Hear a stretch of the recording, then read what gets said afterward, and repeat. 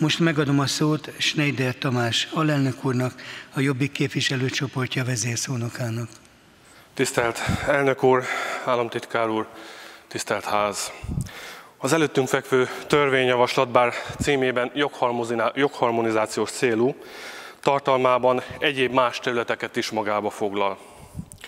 Összességében elmondható, hogy a módosítások többsége érthető, időszerű és egyben pozitív változásokat ír elő. Engedjék meg, hogy néhány javaslatot kiemeljek, és néhány hiányosságra is felhívjam a figyelmet.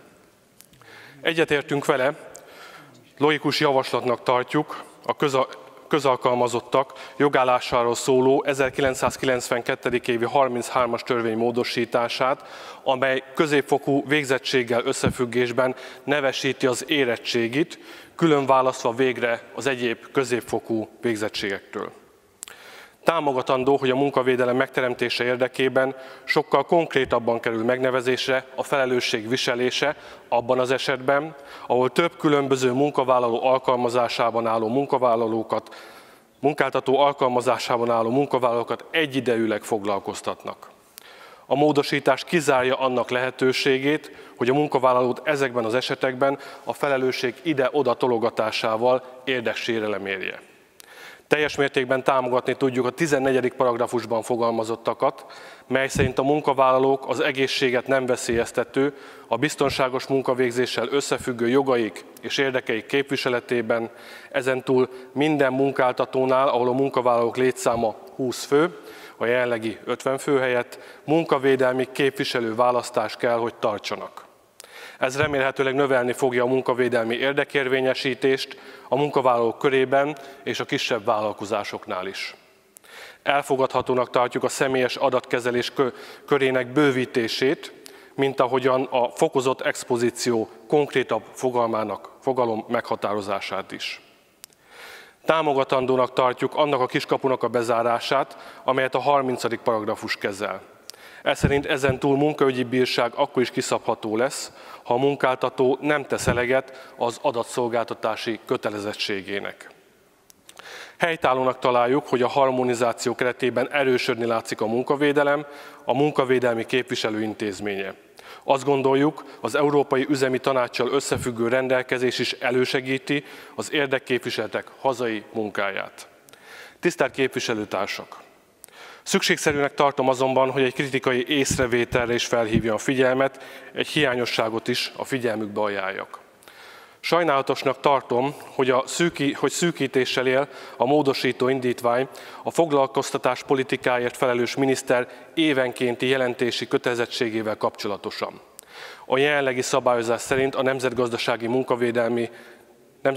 munkavédelmi helyzetének évenkénti áttekintését, a megállapítások nyilvánosságra hozatalát írja elő a törvény. A módosítás azonban csak egy jelentésben történő összegzést ír elő a miniszter számára. Véleményem szerint félő, hogy épp a lényeg fog kimaradni az összegzésből, épp ezért javaslom, hogy a teljes jelentés nyilvánosságra hozatalához ragaszkodjunk továbbra is. Úgy gondolom, a 21. századi technikai körülmények között ez nem jelentene semmilyen problémát. És zárszóként engedjék meg, hogy felhívja a figyelmüket néhány hiányosságra, mellyel sajnos nem hajlandók foglalkozni, pedig ha foglalkoztatásról, munkavédelemről esik szó, akkor a lakosság igen nagy része elvárná önöktől. Nézzük meg, mi az önök által teremtett valóság. A jelenlegi valóság az, hogy önök egyetlen tolvonással megvonták a szerzett jogokat is a munkavállalóktól, akik egészségre ártalmas munkakört töltenek be. Önök megvonták a lehetőséget is egy normális élethez a munkában megrokkant emberektől. Önök kártérítést vagy juttatás, önök szerint gyakorlatilag semmilyen kártérítés vagy juttatás nem jár most egy gerincsérben küszködő mentősnek, tűzoltónak, mozdonyvezetőnek, bányásznak, és lehetne még sorolni a szakmákat hosszan ezen a területen. Önök azt sem támogatják, hogy 40 év munkaviszony után nyugdíjba vonuljanak a férfiak, inkább rehabilitációs támogatásra, rokkantsági ellátásra, vagy, ami talán a legrosszabb, közmunkára küldik el ezeket a férfiakat, és a karrierjük végét az jelenti, hogy 40-41 néhány ledolgozott év után közmunkásként rendkívül alacsony keresettel kell dolgozniuk, miközben eddig a legszorgalmasabb tagjai voltak a magyar társadalomnak hosszú-hosszú évtizedeken keresztül. Ez jelenti ma sok tízezer, pontosabban milliónyi ember karrierjének a végét jelen pillanatban Magyarországon. Én magam dolgoztam velük együtt, képviselő úr, menjen el közmunkára velem együtt, eljöhet, és akkor meglátja, hogy hány közmunkás lesz azok között, akikkel együtt fogunk dolgozni, és kiderül, hogy sofőrök voltak, és még csak 58 éves, de már nem tud dolgozni, mert betegségben szenved, és semmilyen más lehetősége nincs, mint hogy fát pakoljon, vagy éppen más egyéb hasznos tevékenységet folytasson, viszont rendkívül kevés pénzért. Ezt szerintem azért ön is tudja, annélkül, hogyha esetleg járt is volna ilyen környezetben.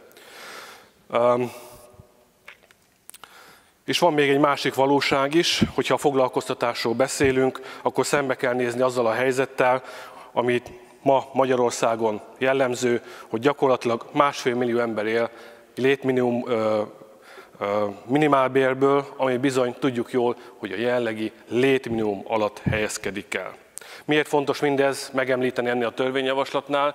Azért, mert amikor munkavédelmi előírásokról van szó, kérdésekről, akkor a megelőzés az egyik legfontosabb. És azt nem csak adminisztratív dolgokkal lehet megoldani, hanem azzal is meg lehet oldani, hogyha a dolgozóknak van lehetőségük pihenni, van lehetőségük rekreációt beiktatni mondjuk egy pálya folyamatba, ami Nyugat-Európában teljesen természetes. Nálunk Magyarországon ez gyakorlatilag nem létezik. Nem létezik az, hogy egy pedagógus adott esetben, vagy éppen egy szociális munkás, ami talán még helytállóbb dolog, mondjuk 2-3 hónapra pihenhetne, és elfelejthetné azokat a nyomorúságos élethelyzeteket, amikkel találkozik nap mint nap, bár sokszor az övé sokkal nyomorúságosabb a jelenlegi fizetési körülmények között, mint azoknál, akiket dolgoztat. De hát nyilvánvalóan a fizikai munkánál ez még inkább érvényes. Nyilvánvaló, hogyha valakinek több helyen kell egyszerre dolgozni és fizikai munkát végez, akkor teljesen természetes, hogy sokkal könnyebben fog munkahelyi balesetet elszenvedni,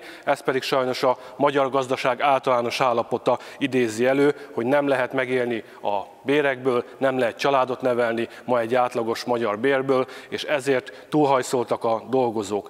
Ezekre is szeretném felhívni a figyelmet, hogy amikor adminisztratív dolgokkal jön elő a kormányzat, ami ismétlem, pozitív, tehát mi támogatni tudjuk összességében ezt a törvényjavaslatot, egy-két negatív vonása mellett egyértelmű a javulási szándék ezen a területen, ezekkel a dolgokkal is foglalkozni kell. Úgyhogy azt kérem a kormányzatot, azt kérem államtitkár urat, hogy ezeket is vegyék bele azokba a gondolatokba, amikor arról beszélünk, hogy a munkavédelem Magyarországon fejlődjön, hogy kevesebb munkahelyi baleset legyen, hogy az emberek ne legyenek leterhelve, és ezzel még talán többet tudunk elérni, mint az ilyen adminisztratív szabályozással. Köszönöm szépen, hogy meghallgattak.